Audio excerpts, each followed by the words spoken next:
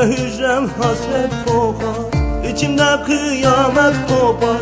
Özlemin içimi yakar, geleceğim bekle beni. Yine hücrem hasret kokar, İçimde kıyamet kopar. Özlemin içimi yakar, geleceğim bekle beni. Sil gözyaşını ağlama, görecek günler var daha. Ansızın çıkıp yanıma, geleceğim bekle beni. Kader yazmış sakın küsme, benden umudunu kesme. Bir umut var gelecekte, geleceğim bekle beni. Sil gözyaşını ağlama, görecek günler var daha. Ansızın çıkıp yanıma, geleceğim bekle beni.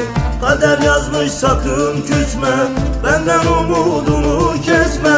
Bir umut var gelecekte, geleceğim bekle beni.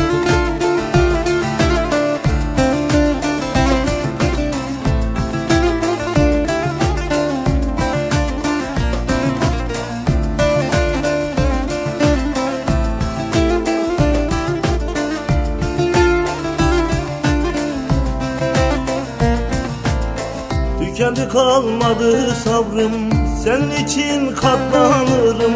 Yazılan neyse yaşarım, geleceğim bekle beni. Tükendi kalmadı sabrım, senin için katlanırım. Yazılan neyse yaşarım, geleceğim bekle beni.